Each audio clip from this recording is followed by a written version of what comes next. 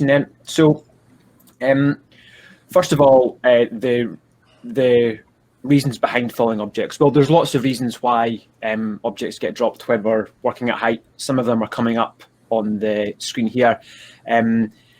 But we see these coming up again and again, and it should be quite a well understood hazard. But when you look at some of the statistics around this is falling objects, that doesn't just serious issue, and it's continuing to cause death or serious injury.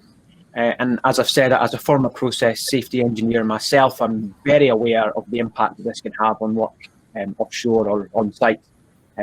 Not only with the risks posed to people, but by the destruction caused, and delays while it's investigated or damage is repaired. So this is a very big issue.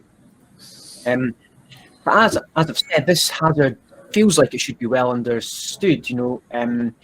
Incidents keep happening, but a lot of work goes into preventing falling objects, and some of them are coming up on the screen now.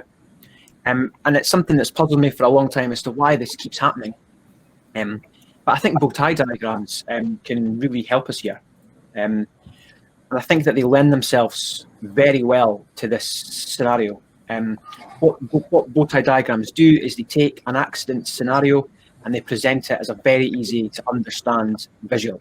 And it can really just help people understand and visualize and manage their risk. So as I've said, we've got quite a fun example to go through where we're going to just quickly see how a bow tie can be constructed. So I'd like to take everyone to this brand new visitor attraction that I've opened called Dinosaur Park. And I'd just like to say that please note I've in no way been inspired by the Jurassic Park films here. So there's a new attraction opened, that's a T-Rex, and it's hugely popular. But park management have asked us to provide a risk assessment. So my first question to all attendees is, can anyone name can anyone spot any hazards in this picture here before I go through? So go ahead and type in the chat box on the right.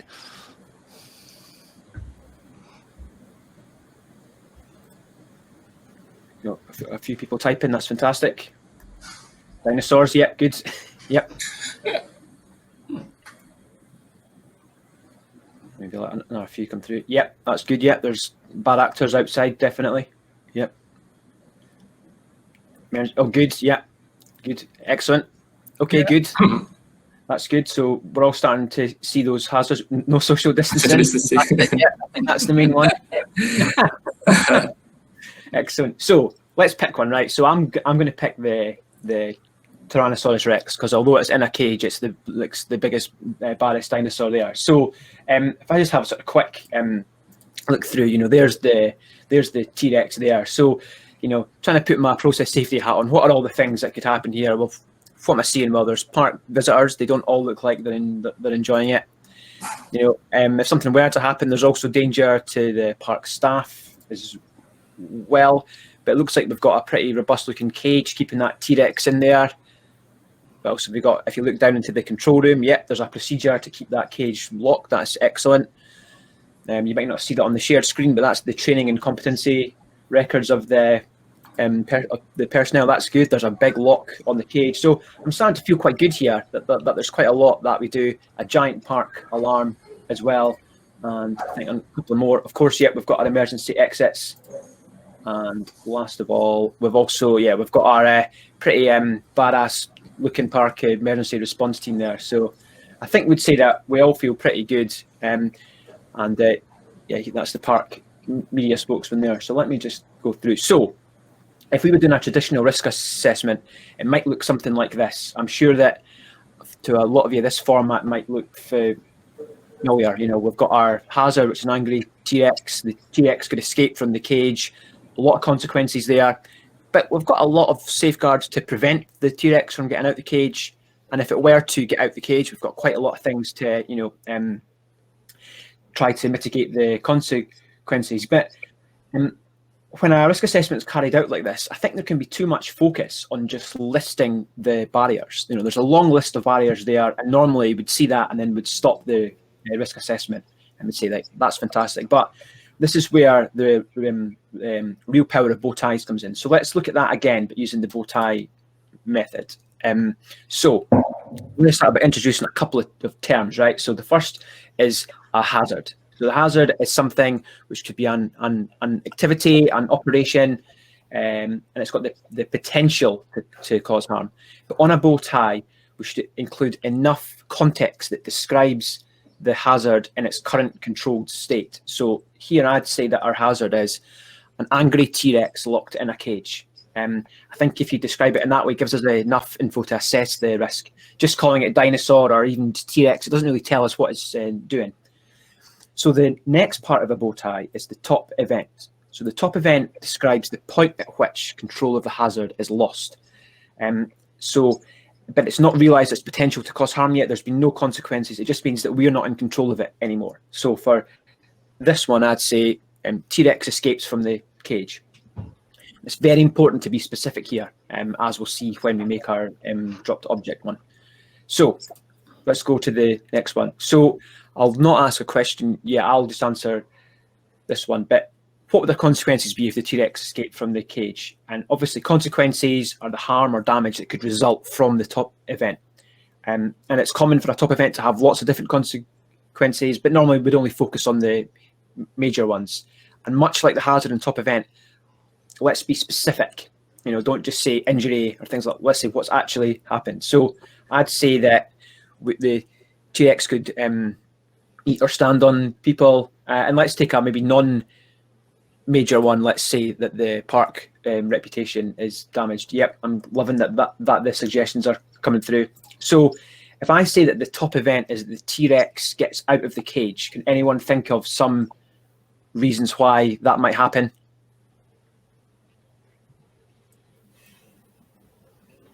Please type your answers. Yep, good. This is good. Yep. Yes, good. We're starting to see some of the things. That's good. Yep. So as I say, the next elements is threats. These are any potential reasons why the top event might happen. And if we identify all threats, it's a huge step. And we normally do this as a brainstorming, like risk assessment type exercise. And again, let's provide context. So I've chosen 3. And again, I've tried to be specific here. I've said the cage could be left open in error. I've said that the cage might not be strong enough. And then I've said, that the cage might be deliberately opened by these people who seem to, for reasons unknown, want a dinosaur out of a cage. So here is that scenario shown on a bow tie. So any threats on the left might trigger the top event, and any one of the consequences might be the outcome. This is a bow tie in its simplest form.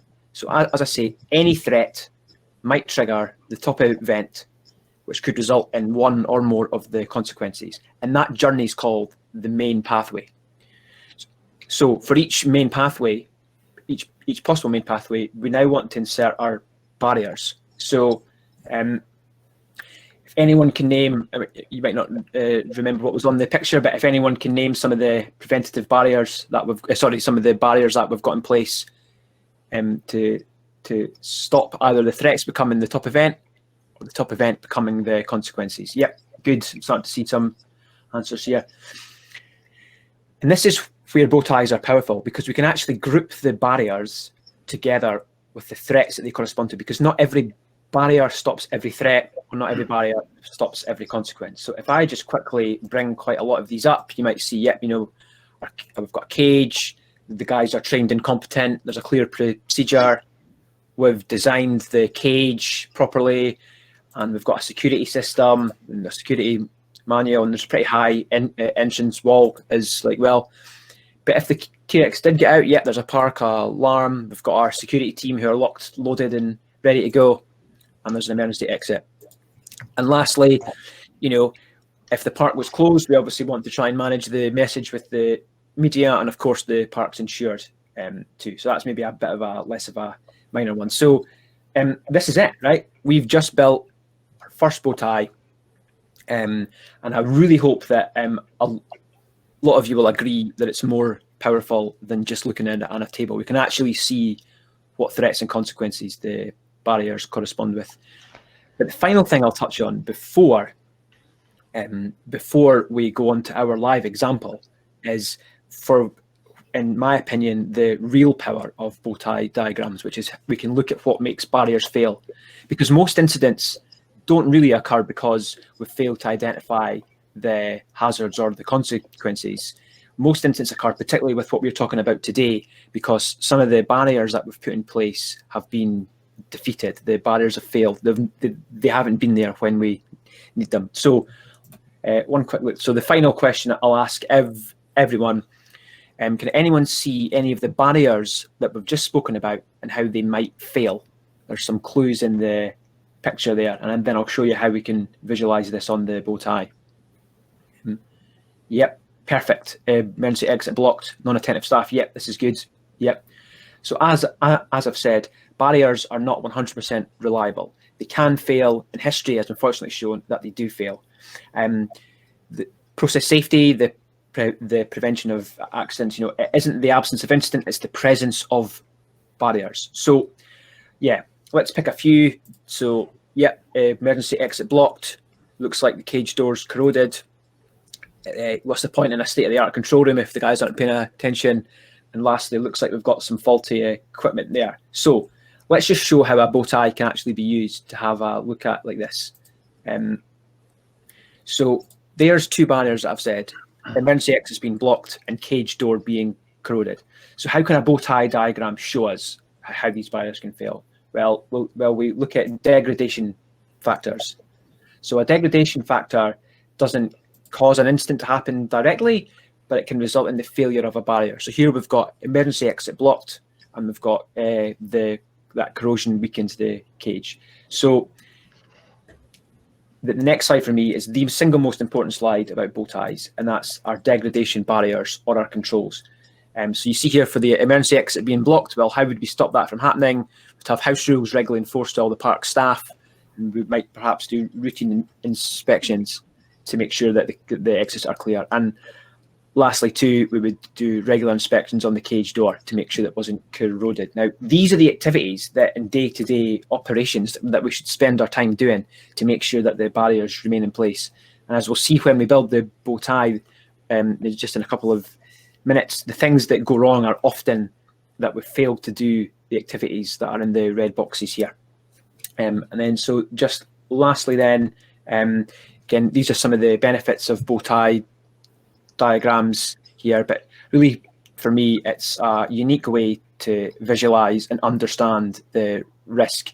And if someone's responsible for a barrier, then they can absolutely understand where their role fits in. And I think the final slide is just to say that just because we haven't seen an incident for a while doesn't mean that there isn't one just around the corner. The only way to ensure that incidents don't occur is to have barriers in place and in good health so that they could perform when we need them to. So with that, we'll now move to the live demonstration. I just wondered if anyone in the audience, anyone in the panel, just while I'm setting up, has got anything that they'd like to add about bow tie diagrams and what they've seen there.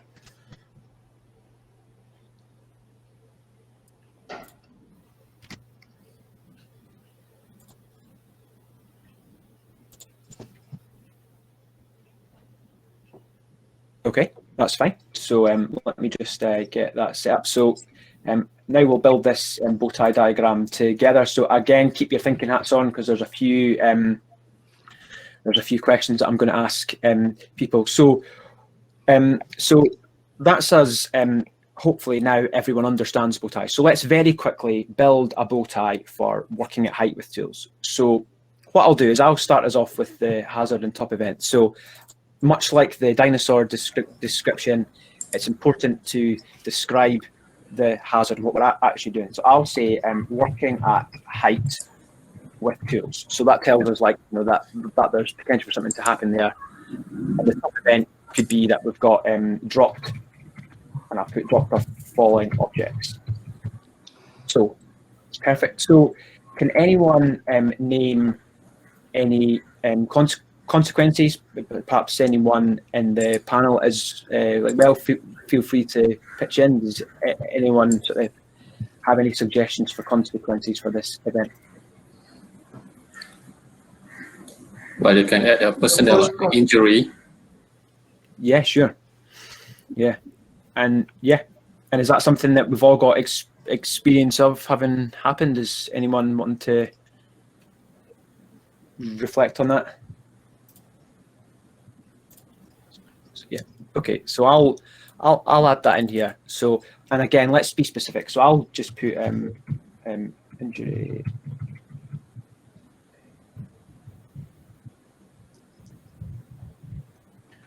By object. So I'll just put that there. So again, hopefully that's clear. Yep, good. So there's some really good things here, and actually there's some really good suggestions actually fit elsewhere. So what about the causes? So what could cause an object to fall from height? So there's quite a few, but let's what could actually cause this to happen? Equipment failure. Yep. Materials falling overboard. Yep. Good. Yep, that's right. Yeah. Yep, good. Not secure, yeah. Okay, yeah, so there's some really good suggestions coming here. So this is great. So let me just add, I'm going to add 4. Right? Yeah. Sorry. Did somebody say something there? Sorry, that was me, David. I would just say keep adding your suggestions in the chat, please. So what we'll do is I'll put some down and then we can decide whether we like these or not.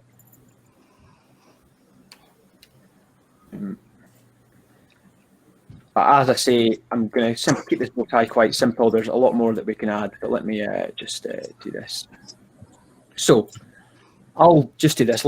Let's just look at what I've done. So yeah, we could drop tools from the work site onto lower decks. I think that's one.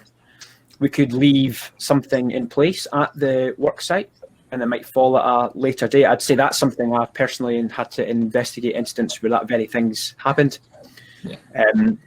Just objects could become loose or discarded during the task, or indeed, we don't fully inspect the site after we've left and things that have come loose fall at a later date. So that for me is a bow tie in its simplest form. So let's look at this first threat here. Tools dropped from the work site. So I'll do another couple of questions, but again, there's lots of things that we do to stop tools being dropped from the work site. Can anyone name what those are?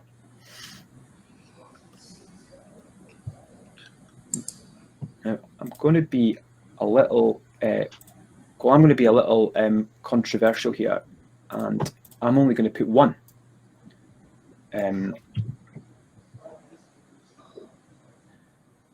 Put this in here. So I'm going to say that the way that we stop tools from being, we can't stop a tool from being dropped. A person might just innocently drop a tool, but to stop the object from falling, we'd say that tool is adequately secured during the task. A lot of the suggestions that are coming in, I'm actually very glad that they've been coming in because they are used later in the bow tie. So this for me is what I think a lot of people get surprised about with bow ties is there's lots of things that we do, but actually quite a lot of the dropped object, the things that we do are around working with tools at height are actually to make sure that our barriers remain healthy. So I'm going to take some of the suggestions that people have given there, and I'm going to just put 4 down again. And last but not least, so let me just put them in here. So we could, wrong place. Bear with me, apologies. So yeah, we might not secure the tools properly. It might be that the personnel don't secure the tools because it's actually very difficult for them to do so. It might be that we have tethered, but it actually fails. Or it might be that the tool is secured, but for a particular part of the operation, the personnel aren't able to perform the task like that, so they unsecure the tool. And this is where I'm going to use quite a lot of the suggestions that have come from people. So let me just David, yes, perhaps if we could ask some of the panelists to give some examples Please, in the absolutely. organization. Yeah. Anyone up to want to give some examples? Yeah, I mean, if I can step in. Good morning, good afternoon, everyone. My name's Gary Dunn. I'm the Business Development Manager for Stop Drop Tooling, based in Aberdeen in the UK. I would say that it's really important, if we look at tethering with lanyards, that we have a systematic approach to this. So if a person's going to carry out a task at height and he has 3 or 4 tools for this task, it's important he has the required lanyards to carry out that task safely, and not go up at height with 3 or 4 tools and 1 lanyard, because then you've got the potential for him to change out the tool with 1 lanyard and cause a potential dropped incident. I mean, I would elaborate on that and say as well that when they inspect the lanyard, make sure it's got the reach required for the task. So if they're going up with that lanyard at height, they can carry out the task so they can reach to the specific point they need to. Because again, if they've got like a 1 meter lanyard, they need a 1.5 meter reach. Again, you've got the potential for them to detach the tool and cause a potential incident. So it's really, really important, I think, that you focus on having that systematic approach in terms of the tooling, the lanyards, and you're planning that properly before you go to do the task. yeah,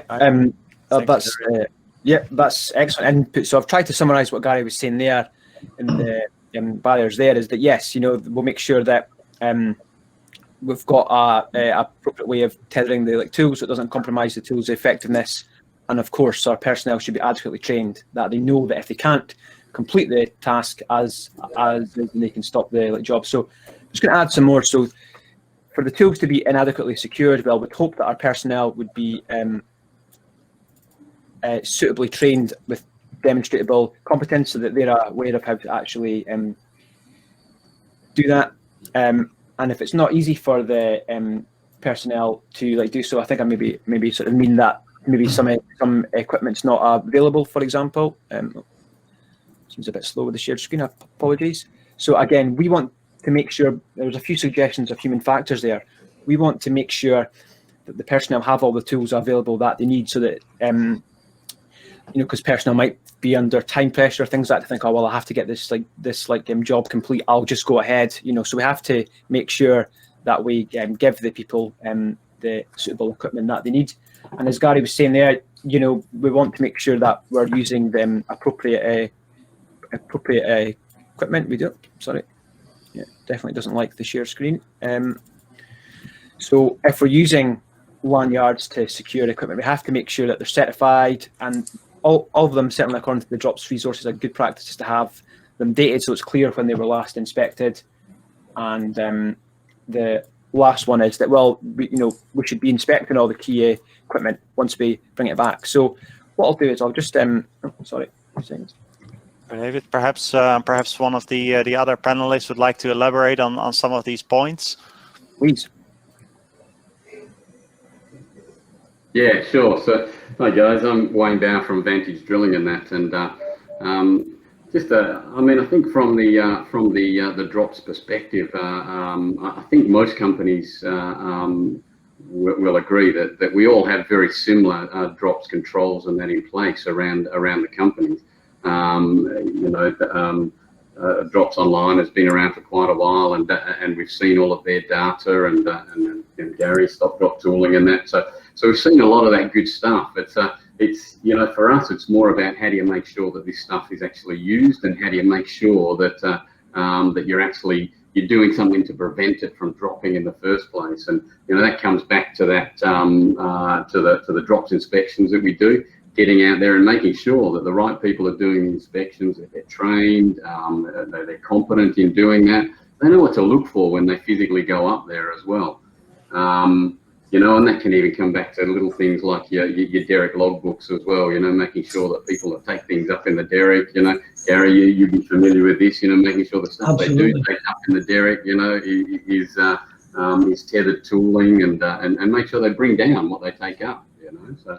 Yeah, I know, absolutely. I totally agree, Wayne, and I think, to elaborate on what your points there, your really valid points are, that I think offshore drill in particular have had their house in order for many years and have got really robust policies and procedures for drops.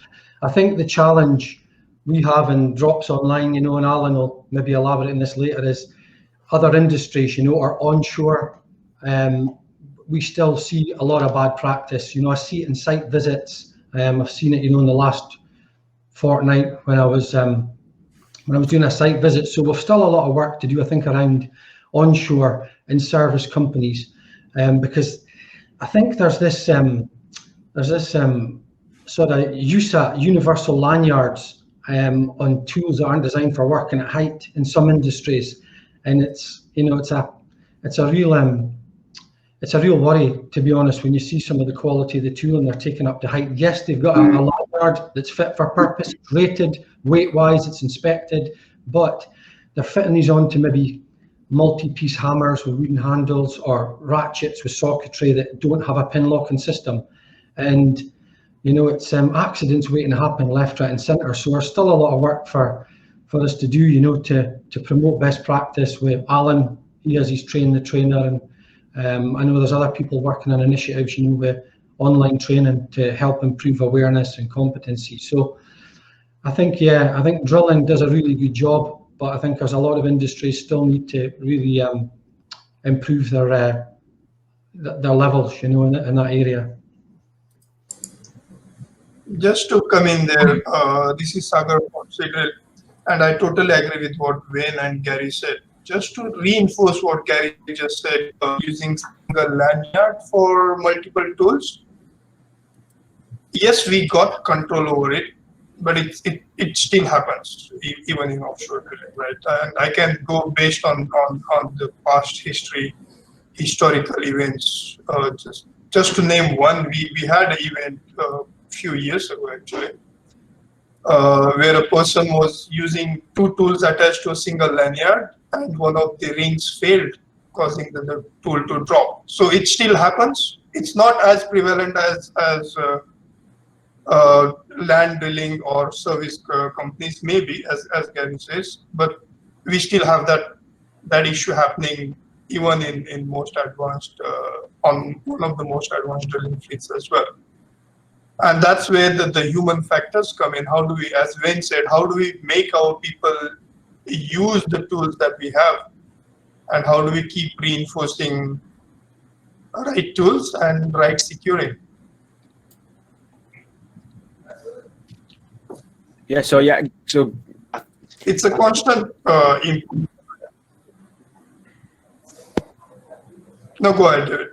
No, I was just going to say I completely agree with what all three panelists have just said there. You know, and there's so many things, and I hope what's starting to come out, and quite a few of the things that you've all mentioned, we're just about to put in some boxes on the bow tie, and I hope that might what become clear to a lot of people is all that assurance that gets done, and making sure that everyone's trained and competent, and using the best practices is mostly focused around our degradation factors, which is keeping our barriers in good health. So although there's so much that we do, I hope people can see that it only takes, you know, one of these things to go wrong that might actually compromise the effectiveness of a barrier. So it seems like it's clear from what the panelists are all. Yeah. If I can add, I'm Rizal from Petronas based in KL. Yeah, agreed with all the panelists with the lanyards, but some of the incident is because of the modification of the lanyard.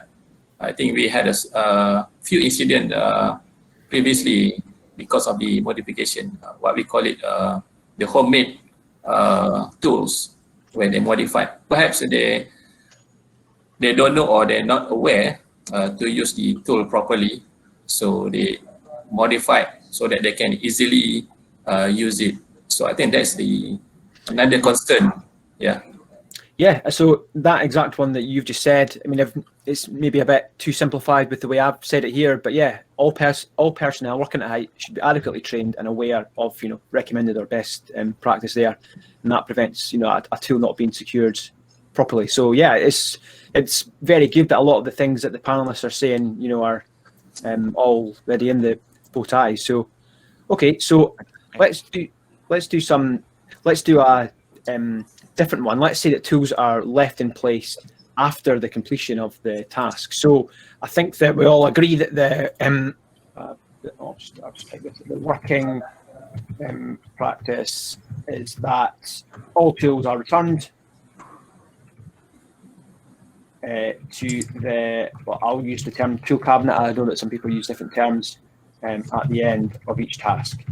So, you know, we've got trained and competent personnel who are working on the job, and they know that this is a real hazard, so they know to inspect the work site and then to return the tools. But we have seen quite, well, I certainly have experience of tools being left, and I think that Gary mentioned a bit there. So let's just say that for whatever reason that tools not returned to cabinet, and that we don't realise that that's happened. So do we have anything to stop that from happening? So let's just say that, you know, the person doesn't do it, you know, so the tool isn't returned.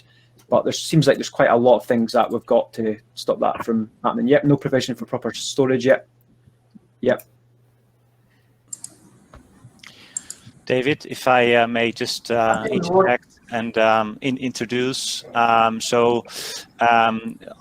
this page, we have the Drops Online website, which is carefully managed by Alan Smith with Drops Global. So we do have, of course, our recommended for practice for tools at height. If we scroll down, you can see it here on the right. It's a lot of that. What we'll see in the bow tie today is in there. Alan, I'm not sure if I can put you on the spot, but perhaps you would like to elaborate a little bit on these documentations and perhaps what else you're working on at the moment in relation to this. Yeah, sure. Yeah, hi guys. My name's Alan Smith. I represent Drops and same as Joachim, we're committed to this, dedicated to this principle. Of course, tools at height is just one small part of Drops, but I think the underlying principles here are we want to make sure that the first and foremost that the tools that we're selecting for use at height are suitable for use at height, that apply the Drops best practice in their design. And as Gary said, that systematic approach, but also picked up the fact that we're all at different stages. We have a drilling industry and even the service partners, particularly offshore, that have a very advanced level when it comes to the control of tools and equipment at height. And some of the issues that perhaps we find now, it's more about the human factors or human performance side of things. So using some of the best practices that we have, including the recommended practice document, perhaps taking more time to identify realistically what it is that you are taking or deciding to take. How are you going to do the job? What are the tools? Be specific about the tools. You select the tools carefully. Then that kind of highlights any areas around things like competence or procedures that need to be looked at. As Saga pointed out, and Wayne too, the areas where we're working, what we're doing with the tool, any particular components of the tool that might need to be changed out, for example, whilst at height, and how we manage that, how we manage the hardware that goes with it. So it's far more comprehensive than perhaps you might realise. It takes time to kind of plan through the job. The lessons we've learned have been learned from other industries, and the other industries already have a culture whereby we can't just arrive at a work site with a toolbox. We arrive at a work site and all the tools are already there. A lean working environment has been put in place. Every fine detail, right down to the nuts and the bolts and the screws, have all been tagged and bagged, are all part of the job. So this is the kind of level that we're working towards. And within drilling, we've got that far, but we also appreciate that efforts like this enable everybody else to kind of get involved and see the benefits. So within Drops, we do have the tools guidance, which again, Stock Drops been great with helping us put that together, along with some of the other tooling suppliers. Recommended practice, I'd urge you to read that too, because that kind of makes us think about human performance. It makes us think about the risk management side of things, which of course the benefit of the bow tie model kind of helps us there too. But things like this book, the Reliable Securing booklet, the principles of drops, the underlying principles of what is primary fixing, what is secondary retention. What are these key components that are preventive measures? And then how does our lanyard operate as a safety securing device?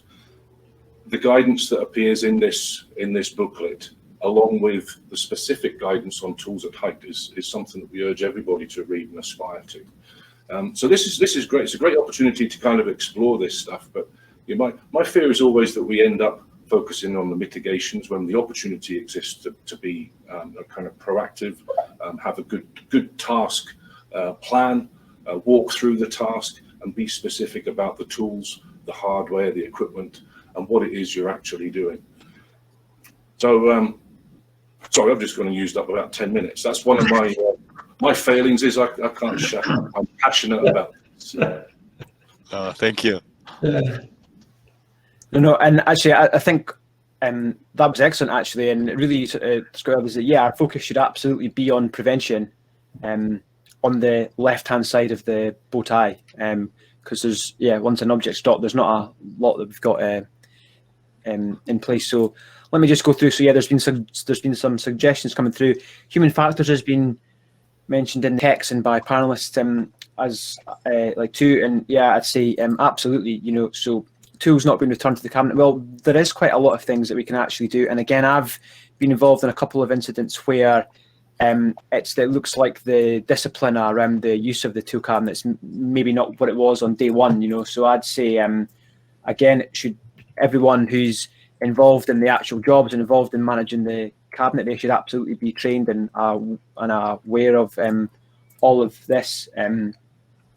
The cabinets seem to be, again, this is taken from Drops best practice, that the cabinet should be locked and should have an inventory list and a dedicated person that's responsible for each handover. But equally, at the end of each shift, there should be an inspection to make sure that there's no tools missing. And obviously, good practice is that the cabinet should be laid out such that it's obvious if there's a tool that's missing, so that we know if any of these happen, then there's obviously a tool that's been left at the work site, and then we can go and find that tool before it's before it can fall and cause harm to people. But again, lots of degradation controls, not very many actual independent barriers. Maybe one thing I failed to say during our dinosaur park example was that any barrier should be independent. So a lot of people might say that one barrier is competent personnel, another barrier is a procedure, but I would actually argue that that's one barrier. A competent person following a dedicated procedure, that's one barrier, because a procedure on its own is just a piece of paper.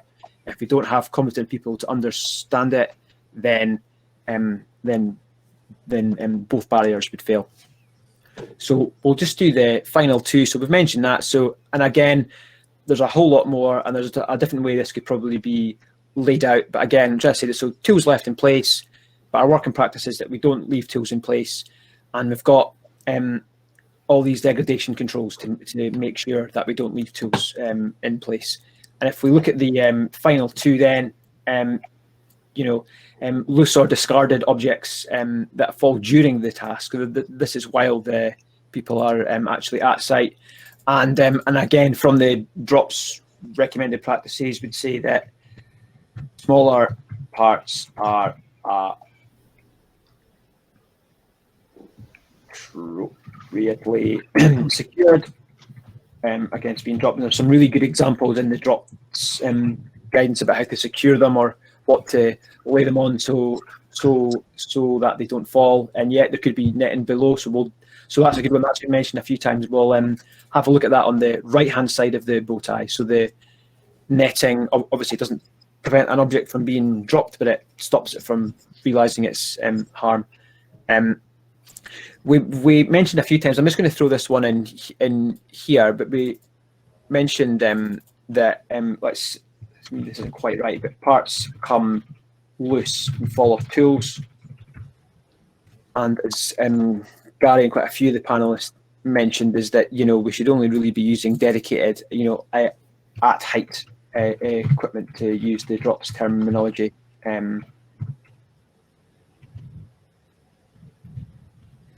You know, so that a lot of these loose discarded objects are coming from tools that have been modified or retrofitted, whereas we should be using the at height equipment. But there's a whole lot more that we could say on this one. But again, please refer to the drops guidance, the tools at height best practice on that.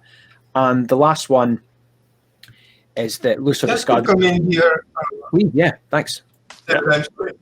I mean, the focus is securing the tools, of course, but then what happens to the object we are working on, right?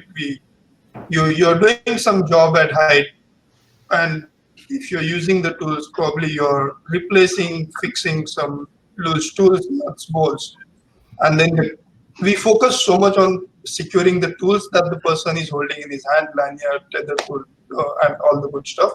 What happens to the piece of equipment that he actually is working on, he or she? And here comes the planning and risk assessment part of the job. How do we plan the job? Do we have enough securing for the tools which we are going to use? And how do we secure the objects we are working on once they are loose, which become the potential dropped objects, right? Again, without getting into too many details, how do we secure the objects while we are working on them? Nuts and bolts, do we keep them in our pockets? Or do we carry a dedicated bags? Those sort of discussions should be part of the planning meeting for that job. You can call it a toolbox talk, you can call it a JSA talk, TBRA talk, or just work planning meeting. But that becomes the key step in identifying this potential dropped objects.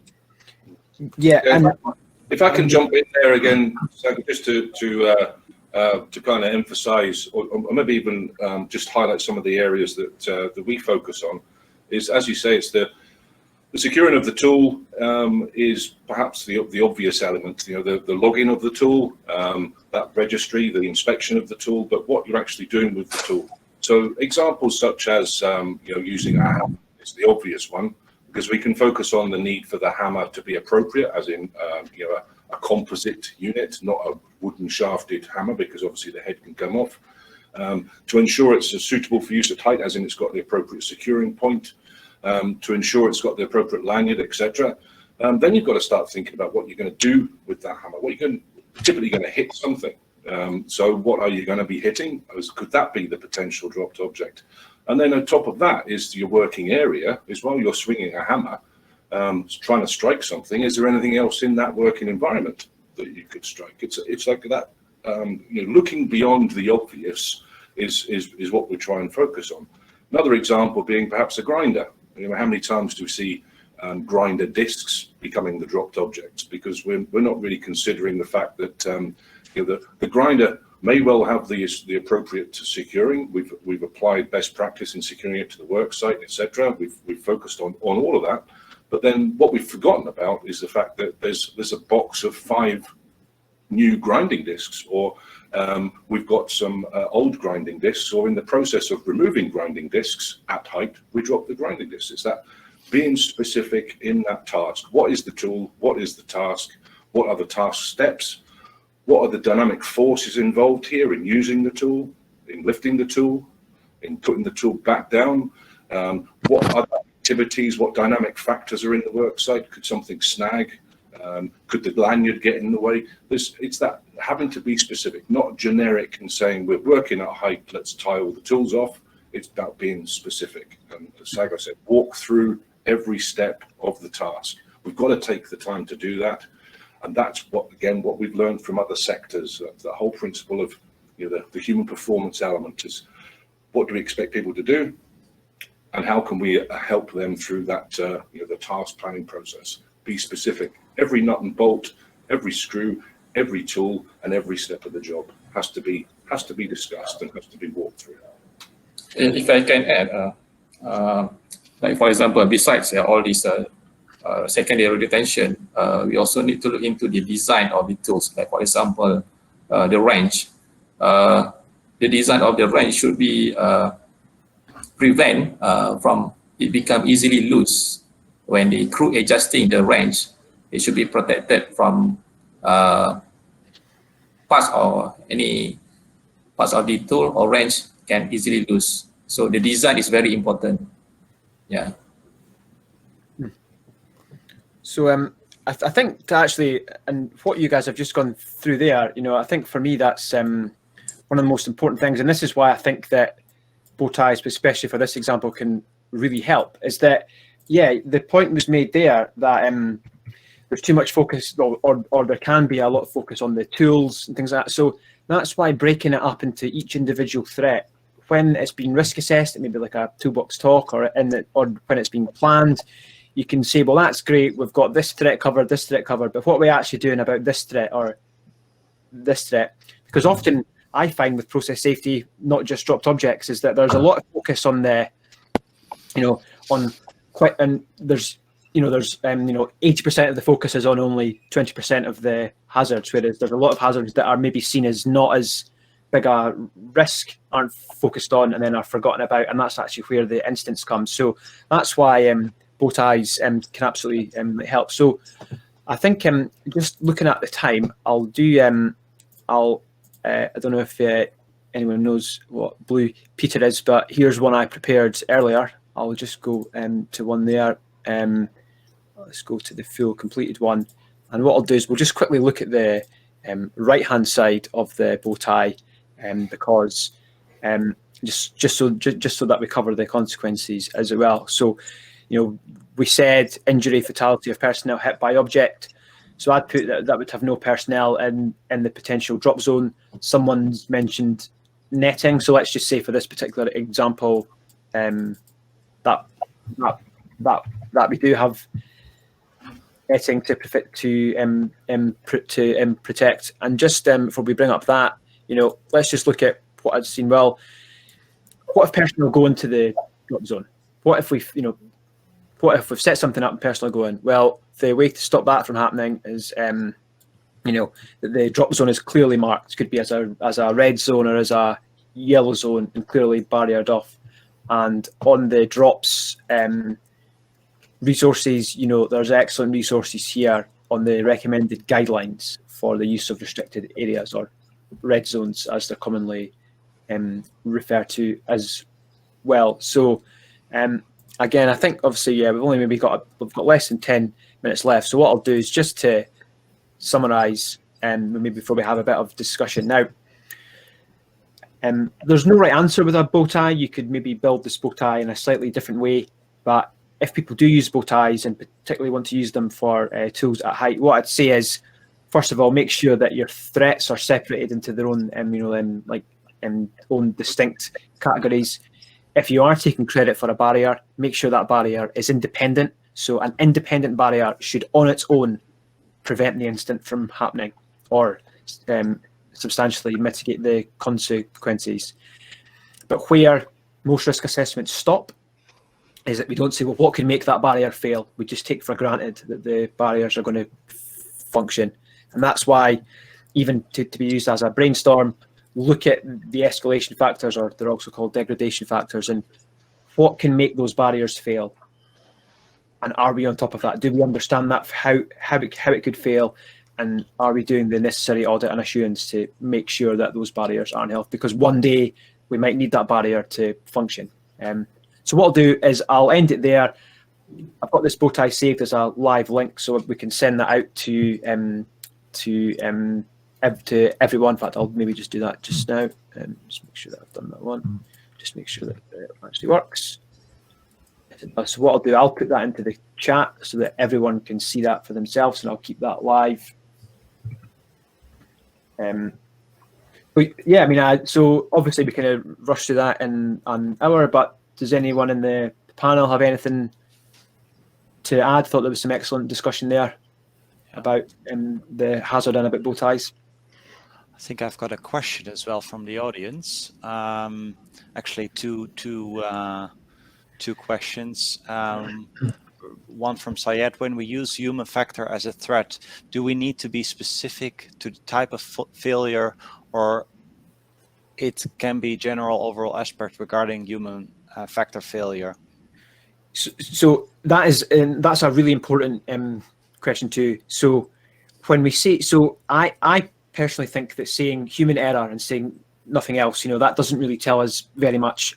I think that we should be specific about what the failure is. A person fails to do X, a person doesn't understand Y, because the more specific that we are, then the more easy we'll find it to see what barriers we can put in place. Now, some people might put human error as a threat on its own, but I would probably say that human error would be a degradation factor. That'd be something that could make a barrier fail. So yeah, I'd say be as specific as we can be. Yeah. Okay. So there's another question for the panel. How do we calculate the drop zone? Who would like to answer that? Well, I can chip in there. I mean, it's calculating the drop zone again, using the guidance that we have in reliable securing is a due consideration to that cone of exposure. It's what do you think is going to fall? What is the shape, the size, the weight of the item? What's the environment like? Could wind be a factor, for example? What kind of dynamic forces are involved in the task that could cause the item to travel in a certain trajectory? But being realistic, the physics actually show that when items do fall, if there is deflection, which is one of the major considerations, particularly in drilling, you'll be surprised just how far things can drift or can travel. So although we say how to calculate a drop zone or a red zone, what's the extent of that, and we come up with some amazing different calculations and factors. We've got to be, again, realistic about what do you think could fall, and if you can identify with where things can deflect, what that should be doing is refocusing you on the hierarchy of controls. So what are we doing? Can we eliminate it? Can we do it differently? Can we bring things down to lower levels? Continually revisiting these opportunities. And then when we come to our engineered controls, what are they? Again, being specific, identifying every step of the task and ensuring that we are looking at preventive measures at the work site. Not just relying on a barricade down below. That's a great control, a great mitigation, but being realistic, we need to think about that habitat where we work. We need to be identifying with the exposure at that work site too. Calculating these things, again, it's a number of factors to consider, but typically it's about what you think will fall, how it will react as it bounces on its way down. If you want to have a look at the deflection calculator that we're currently trialing, all of the drops focal points will have that already. That will surprise you. It will surprise you just how far things can bounce if they hit the sweet spot. I don't know if that helps, but that's the recommendation from drops, is that it has to be due consideration to what you think will fall. Mm. Yeah, and just adding to that, I think that's great, and the drops guidance is fantastic as well. So, and just for us, I mean, Alan there mentioned two zones, a red zone and a drop zone. We actually have them on our rigs as well, and generally the red zone is up on the rig floor, and that's fairly well defined in drilling folklore. What we also have is a drop zone around the cranes, and we generally have that as a temporary area. So it's actually set up with barricades, physical barricades that we can sort of put in and out of a position with signs on them to say, do not enter temporary red zone or temporary drop zone. And that's more about, as Alan suggested, you're having a look at, well, where's the crane moving and what can drop and what can fall and where's it going to land and how far is it going to bounce and those sort of issues. Excellent. Wayne, I was just going to put you up the stage to answer another question, so please stay. Is the bow tie technique a drops creation, or has it been taken from another industry field?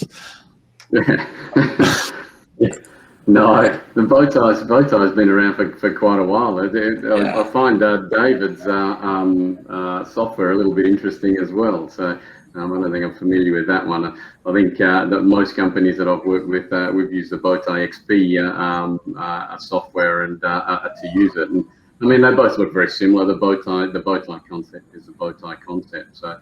And yeah, I would recommend using it for the very reasons that David has outlined in his presentation. It just takes stuff out of a table format and puts it into a diagram, and people understand diagrams a lot easier than they do tables. And probably one of the failings, certainly within our company as well, and I'm presuming in other companies, is that we tend to use it for major accident events, those significant events that can kill multiple people and so on. We don't tend to use it at the coalface, so to speak, which is probably the next evolution of it. How do we get it out there into those pre-job safety meetings and get it as part of your pre-job planning? That would be the challenge. Yeah.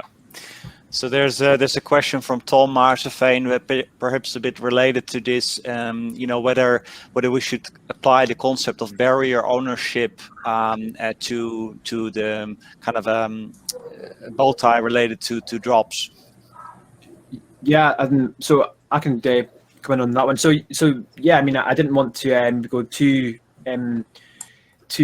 detailed, but and I'm sure most bow tie software would do this as well. Is my screen still sharing? Can I bring that? Yeah. So you can add extra data to each barrier, and that'll tell you what it does. So let's just take this one for example. You can add things like the barrier owner, and that way everyone's spit my own name wrong. Then that way everyone's clear who actually owned it. You can add again, this is all fully customizable, and every bow tie software will do something like this. You can add the health of barriers and things like that, so that you can actually give a live picture of who is responsible, what type of barrier it is, what type of health is the barrier in. So you can make bow ties as simple or as complex as you want, but certainly a lot of people do, as you've said, go on to barrier ownership, so that it's quite easy as part of that, like Toolbox Talk, it can say, right, so it's very clear to everyone who's responsible for each barrier here.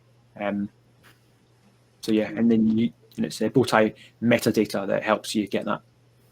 All right. So I have one more outstanding question from Midney Tayeb. Based on what are we erecting barricade area related to drop set? I'm talking about non-rig zone. It's based on the height or what? Who would like to answer this? Well, I'll jump in again. That's what we've kind of covered. But if you were to take a specific task, say lifting, that you have to be specific about what you think will fall, what these factors might be, how the item may drift in the wind, how it might collide or snag on other things. So determining the drop zone will have a number of key considerations, but the shape, the size, these are the key things. But when it comes to the weight and the height, those physics are already written in stone. We already know what they are. We already understand fall energy. We understand the principle of when things are suspended, that there's an element of energy there already. But once that is released, particularly if it's uncontrolled release, it's all down to your imagination about what can happen next. But one thing, Alan, just jumping in, it might be worth mentioning your drops calculator as well. Absolutely, yeah. We have the one of the points I would have made, earlier on in kind of looking at the bow tie model. The understanding of the hazard is the key thing, as David pointed out. You've got to understand the hazard first and foremost. So, the calculator that gives us a kind of a benchmark, particularly from the range of like hand tools. That's what it was designed for. And the idea that you can consider weights up to around about 10 kilos, what the likely consequence would be if you were to drop those. And again, it's a benchmark. We can also use the 40 joule rule. That have a better understanding of fall energy. We can apply these things in understanding the force or understanding the gravity as a hazard. The static and dynamic, these are key considerations too, because as you lead your way through the bow tie, you know, the types of preventive controls are going to be slightly different. When it comes to, you know, identifying things like you know, the physical area that you need to clear, again, typically it's down to the experience of those that are there to start to almost imagine. It's almost like being able to write the next Final Destination movie, is to think how things are going to fall, what they might do as they fall, how they might react when they hit something else.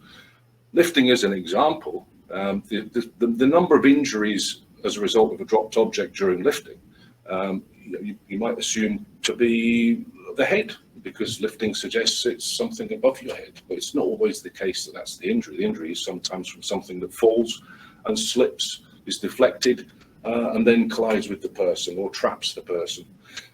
It can also be things that are just lifted a short height off the ground, that fingers and toes get trapped.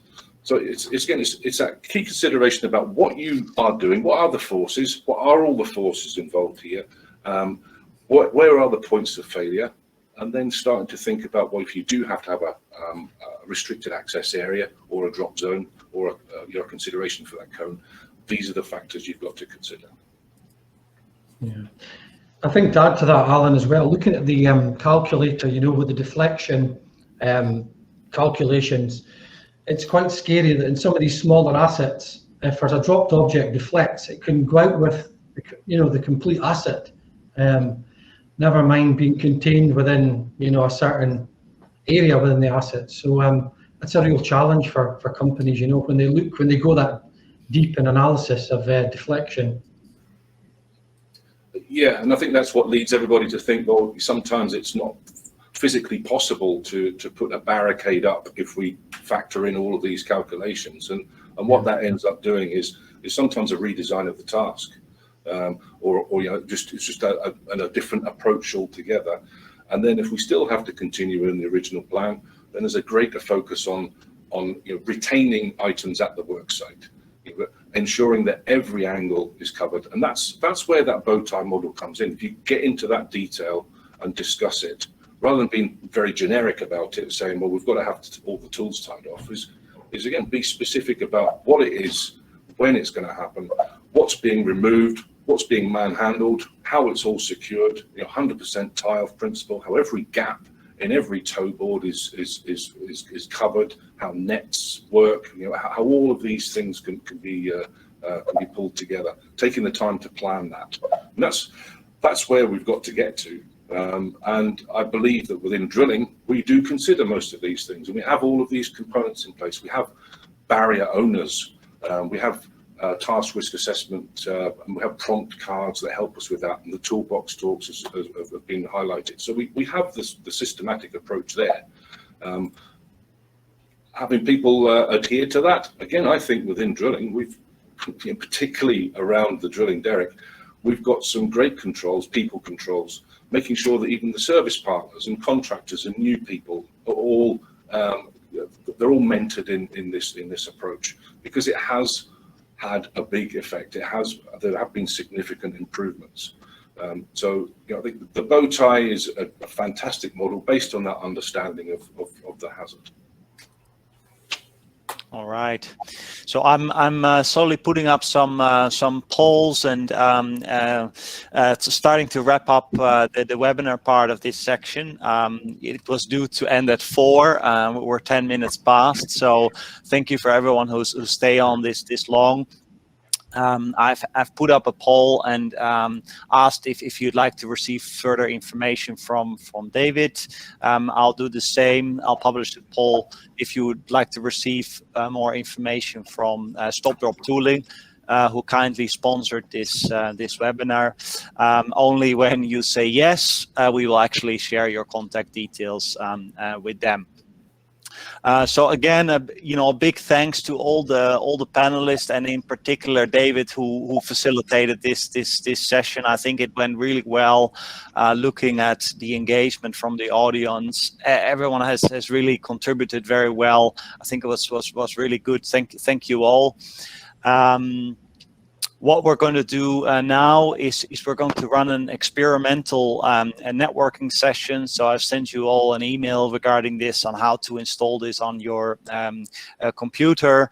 You need to log in. I understand, you know, it doesn't work for everyone. A lot of people don't have the permissions to install this on their computer. Then we only support the iPhone for the moment. But this is something continues to develop. We knew that it is not going to be perfect right from the start, but we really need your feedback. But ultimately, the idea is that we're going to have webinars inside this application where you kind of be able to interact with each other. So yeah, again, any final words from the panelists before we go? Just to say thanks very much, everyone, for your participation and for the questions. It was excellent. Thanks for having me. Yeah, nice one, David. Yeah, thanks, Yeah, David. very good. Thanks, everybody. Yeah, thanks, David. Yeah. Thanks, everyone, for joining. Appreciate it.